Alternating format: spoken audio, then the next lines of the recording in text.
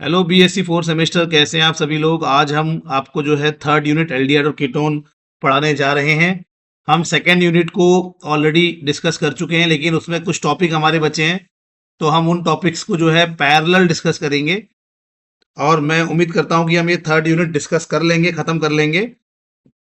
अगर third unit के बाद समय बचता है तो हम अगली यूनिट्स को भी डिस्कस करेंगे, अदरवाइज हम सीधे जो प्रीवियस ईयर के क्वेश्चंस पेपर है उसको हम डिस्कस करना शुरू कर देंगे। तो एल्डिहाइड और कीटोन एक बहुत ही इंपॉर्टेंट हमारा टॉपिक होता है। ठीक है, सबसे पहले तो हम इसमें क्या क्या पढ़ेंगे। आज हम इसमें डिस्कस करने वाले हैं न्यूक्लियोफिलिक एडिशन रिएक्शंस क्या हैं। एल्डिहाइड और कीटोन में न्यूक्लियोफिलिक एडिशन रिएक्शन किसे बोलते हैं उसको डिस्कस करेंगे, और हम बेंजोइन कंडेंसेशन को देखते हैं। ठीक है, तो चलिए चलते हैं। सबसे पहले तो ये समझ लेते हैं कि एल्डिहाइड और कीटोन होते क्या हैं, मतलब किसे बोला जाता है एल्डिहाइड कीटोन। ओके, तो एल्डिहाइड्स और कीटोन बोला किसे जाता है इसको समझते हैं हम। तो एल्डिहाइड या कीटोन किसे बोलते हैं। तो बच्चों, ये जो हमारा C double bond O group होता है, C double bond O group को हम कार्बोनाइल ग्रुप कहते हैं। क्या कहते हैं इसको? C double bond O group को कार्बोनाइल ग्रुप कहा जाता है। ये बात ध्यान रखना है, ठीक है। This is a carbonyl group. इस कार्बोनाइल ग्रुप के अगर दोनों तरफ कार्बन की चेन है, इस कार्बोनाइल ग्रुप के अगर दोनों तरफ कार्बन की चेन है, तो ऐसी कंडीशन में हम इसको बोलते हैं कीटोन। ठीक है, समझ गए। तो कार्बोनाइल सीओ ग्रुप के दोनों तरफ कार्बन की चेन है, तो ऐसी कंडीशन में इसको क्या बोला जाता है? कीटोन बोला जाता है। लेकिन अगर इस कार्बोनाइल ग्रुप के एक तरफ कार्बन की चेन है और दूसरी तरफ एच है, ठीक है, एक तरफ कार्बन की चेन है दूसरी तरफ एच है, या दोनों तरफ एच है, दोनों तरफ एच भी चलेगा, ठीक है। लेकिन अगर दोनों तरफ कार्बन की चेन हुई, दोनों तरफ तो अगर इसमें क्या है, दोनों तरफ कार्बन की चेन है, तब तो ये कीटोन कहलाता है। लेकिन अगर इसके एक तरफ कार्बन की चेन खत्म हो जाए, मतलब एक तरफ एच आ जाए, तो फिर इसको हम क्या कहते हैं? एल्डिहाइड कहते हैं। तो ये बेसिक सी बात है, ये आप जानते होंगे।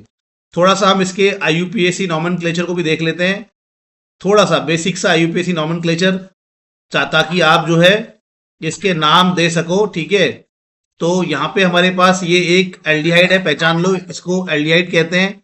कैसे इसको पहचानेंगे? सीओ के एक तरफ कार्बन की चेन, एक तरफ एच, या सीएचओ ग्रुप, इसको बोलते हैं एल्डिहाइड। ये सीएचओ ग्रुप जहां दिखेगा आपको, सीएचओ ग्रुप जहां दिखेगा, इसको एल्डिहाइड कहते हैं हम। ठीक है, तो ये एल्डिहाइड है, इसको नाम देना है। इसको नाम देने के लिए कितने कार्बन है उसको देखो, तो यहाँ पे 2 कार्बन है, तो 2 कार्बन को आप जानते हैं ईथ बोलते हैं। क्या बोलते हैं? ईथ। और कार्बन कार्बन कार्बन के बीच में क्या है? सिंगल बॉन्ड है, तो इसको एन बोलेंगे, ईथ एन। तो 2 कार्बन है तो ईथ बोलते हैं, और सिंगल बॉन्ड है तो एन बोलते हैं, तो ईथ एन। अब क्योंकि ये एल्डिहाइड है, इसलिए यहाँ पे लास्ट में ई को हटा के एल्डिहाइड का कोड वर्ड लिखते हैं अल। एल्डिहाइड का कोड वर्ड लिखेंगे अल, तो इसका नाम हो जाएगा इथेनल। चलिए एक और ट्राई करते हैं। जैसे हमारे पास मान लेते हैं बच्चों, ये हमारे पास एक एल्डिहाइड है, ठीक है, ये हमारे पास एक एल्डिहाइड है। कैसे पहचान रहे हैं एल्डिहाइड? कैसे पहचान रहे हो आप एल्डिहाइड? सीएचओ ग्रुप अगर आपके पास है, तो इस सीएचओ ग्रुप को हम क्या कहते हैं? एल्डिहाइड। तो इसमें एल्डिहाइड हमारे पास ग्रुप जुड़ा है, तो ये आपके पास क्या है? एल्डिहाइड है। कैसे पहचान रहे हैं इसको? क्योंकि इसमें सीएचओ ग्रुप है बेटा, सीएचओ ग्रुप, सीएचओ ग्रुप होगा तो एल्डिहाइड हो गया। अब इसको हमें नाम देना है, तो इसको नाम देने के लिए इसमें हमें एक लंबी चेन चुननी होती है। ये नियम होता है पहला, लंबी चेन चुनो, और सीएचओ के कार्बन को 1 नंबर दो, 1, फिर ये 2, और फिर ये 3। ठीक है, सीएचओ के कार्बन को नंबर 1, फिर 2 और 3, ऐसे लॉन्ग चेन चुननी है।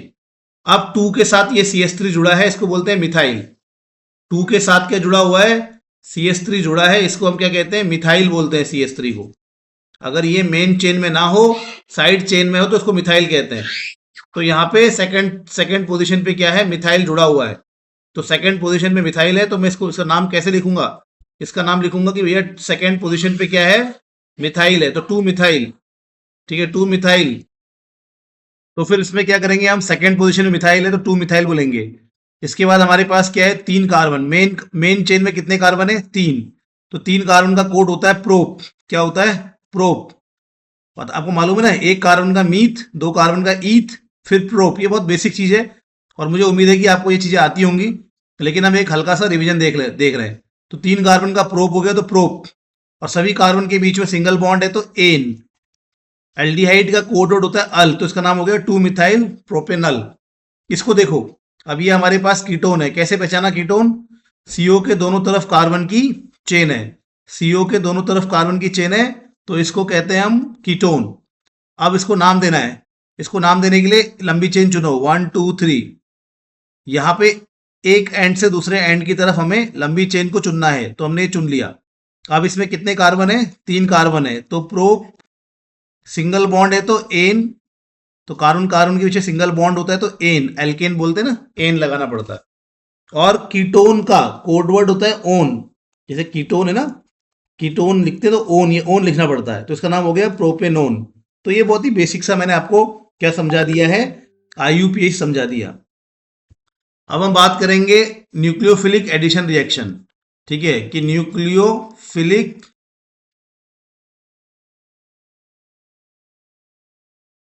ठीक है, तो हम बात करेंगे न्यूक्लियोफिलिक एडिशन रिएक्शन की। तो एल्डिहाइड और कीटोन न्यूक्लियोफिलिक एडिशन रिएक्शन देते हैं। ये बहुत ही इंपॉर्टेंट रिएक्शन है, बहुत ही इंपॉर्टेंट रिएक्शन। जहां पर भी आपको बच्चों डबल बॉन्ड या ट्रिपल बॉन्ड दिखता है, जहां पर भी आपको डबल बॉन्ड या ट्रिपल बॉन्ड दिखता है, उस सब्सटेंस की, उस ऑर्गेनिक कंपाउंड की एक सबसे इंपॉर्टेंट रिएक्शन होती है एडिशन रिएक्शन। क्या होती है? Addition reaction. मैं समझाता हूं अभी आपको क्या है, तो आप इसको याद रखिए। जहां पर भी किसी कंपाउंड में डबल बॉन्ड दिखेगा या ट्रिपल बॉन्ड दिखेगा, ठीक है, डबल बॉन्ड दिखेगा या ट्रिपल बॉन्ड दिखेगा, ऐसा कंपाउंड हमेशा एक खास रिएक्शन देता है, उसका नाम होता है एडिशन रिएक्शन। ठीक है, तो अब ये हम देखते हैं कि हमारा एल्डिहाइड या कीटोन कैसे एक एडिशन रिएक्शन दे रहा है। तो हमारे पास ये क्या है? ये हमारे पास एल्डिहाइड या कीटोन हो सकता है। इसकी मैं एक ए बी के साथ रिएक्शन कर रहा हूं। ए बी एक यहाँ पे अटैकिंग स्पीशीज है, ये अटैक करेगा इस पे, इसके साथ जुड़ेगा। तो ए बी जो है यहाँ पे, मैं इसको ब्रेक कर लेता हूं ए प्लस बी माइनस में। तो ए प्लस बी माइनस में मैंने इसको ब्रेक कर लिया। अब ये इस पे जुड़ेगा। इस पे कैसे जुड़ेगा? ये ओ अपनी ओर इलेक्ट्रॉन खींचता है, तो ओ पे क्या आ जाएगा? माइनस, और कार्बन से इलेक्ट्रॉन दूर गया तो क्या जाएगा? कार्बन पे प्लस आ जाएगा। इजी है ना, बहुत ही इजी होता है भाई, कुछ भी नहीं है इसमें। तो यहाँ पर क्या है, हमारे पास ये एल्डिहाइड या कीटोन है। इसकी हम किसी किसी किसी सब्सटेंस के साथ, किसी अटैकिंग रिएजेंट के साथ जब रिएक्शन करेंगे, तो ये हमारे पास, हम एक एग्जांपल ले रहे हैं इमेजिनरी, कि इसके साथ रिएक्शन कर रहा है एक ए बी नाम का सब्सटेंस। अब हमें रिएक्शन जब करनी होती है तो बिल्कुल सिंपली आप इसको ब्रेक कर लीजिए। सबसे पहले आप कार्बोनाइल कंपाउंड को ब्रेक कीजिए, और कार्बोनाइल कंपाउंड को ब्रेक करना बड़ा आसान है। इसमें बॉन्ड, सबसे कमजोर बॉन्ड ये बॉन्ड है जो ओ और सी के बीच में बना है। यहाँ पे 2 बॉन्ड है, एक सिग्मा और एक पाई। पाई बॉन्ड बहुत कमजोर होता है, तो ऑक्सीजन क्या करता है, इस पाई इलेक्ट्रॉन को अपनी ओर खींच लेता है ऐसे करके, क्योंकि ऑक्सीजन आप जानते हैं ना बहुत हाईली इलेक्ट्रोनेगेटिव है। तो ऑक्सीजन हाईली इलेक्ट्रोनेगेटिव है, वो अपने और सी के बीच के इलेक्ट्रॉन अपनी ओर खींचता है, और इससे ऑक्सीजन पे कैसा चार्ज आता है? माइनस, और कार्बन पे कैसा चार्ज आता है? प्लस। अब हम इनको यहाँ पे जोड़ देंगे, तो ये बी को कहाँ जोड़ूंगा मैं? इस सी प्लस के साथ, और ए प्लस को कहाँ जोड़ूंगा मैं? इस ओ के साथ। तो यहाँ पे क्या बन जाएगा? ओ के साथ ए जुड़ गया, और यहाँ पे सी के साथ क्या जुड़ गया? बी। तो यार ये एक एडिशन रिएक्शन हो गई। यहाँ पे ये दोनों मिले, सब्सटेंस 1 और सब्सटेंस 2। ठीक है, अभिकारक 1 और अभिकारक 2 यहाँ पे आपस में इन्होंने रिएक्शन की और एक सिंगल प्रोडक्ट बनाया।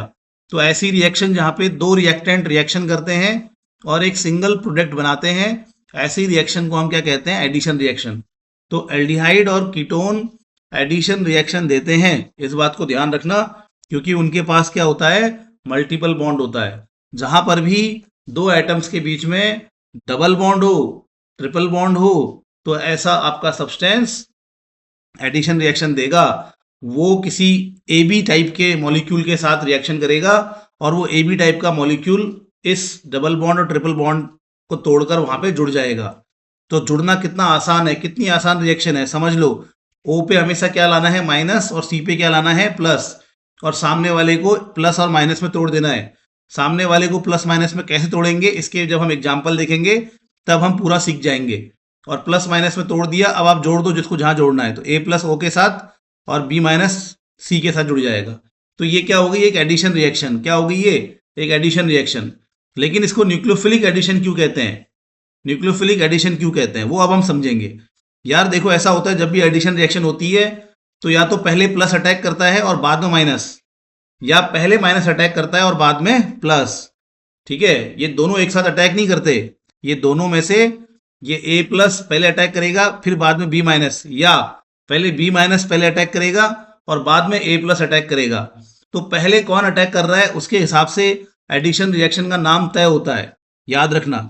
ठीक है, किसी रिएक्शन में, किसी एडिशन रिएक्शन में पहले कौन अटैक कर रहा है, प्लस वाला अटैक कर रहा है कि माइनस वाला अटैक कर रहा है, ठीक है, उससे तय होता है उस एडिशन रिएक्शन का नाम।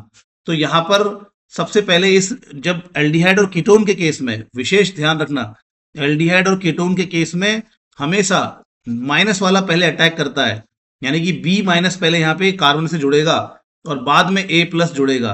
तो क्योंकि यहाँ पे बी माइनस अटैक करता है पहले, माइनस वाला पार्ट जो है वो अटैक करता है, और माइनस वाले पार्ट को हम कहते हैं न्यूक्लियोफाइल। क्या कहते हैं इसको? न्यूक्लियोफाइल। तो यानी कि एल्डिहाइड और कीटोन के केस में जब एडिशन रिएक्शन होती है तो वहां पर न्यूक्लियोफाइल पहले अटैक करता है। कौन अटैक करता है? न्यूक्लियोफाइल पहले अटैक करता है। इसलिए एल्डिहाइड और कीटोन के केस में एडिशन रिएक्शन को क्या नाम देते हैं? Nucleophilic, nucleophilic addition reaction. क्या बोलते हैं इसको? Nucleophilic addition reaction. तो न्यूक्लियोफिलिक एडिशन रिएक्शन क्या है? ऐसी एडिशन रिएक्शन जहां सबसे पहले न्यूक्लियोफाइल अटैक करता है। और ये कौन देते हैं?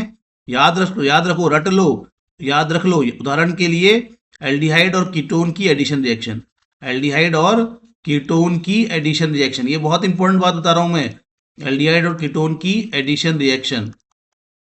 तो एल्डिहाइड और कीटोन ही ये काम करते हैं। उन्हीं के केस में सबसे पहले कौन अटैक करता है? उनकी जो एडिशन रिएक्शन है, उनकी एडिशन रिएक्शन में सबसे पहले कौन अटैक करता है? हमेशा न्यूक्लियोफाइल अटैक करता है। तो अब समझते हैं कि क्यों अटैक करता है, वो मैं आपको समझाता हूं कि क्यों अटैक कर रहा है। तो इसको समझने के लिए आप थोड़ा सा इसको इस तरह से मैकेनिज्म टाइप का देख लेते हैं एक बार। क्यों आखिर न्यूक्लियोफाइल ने अटैक किया?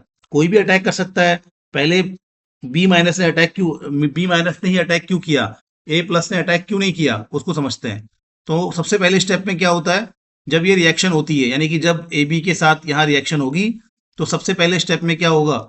सबसे पहले स्टेप में ये ओ इलेक्ट्रॉन खींचेगा, ओ खींचेगा तो ओ पे माइनस आ जाएगा और सी पे क्या जाएगा? प्लस। ऐसा आएगा ना?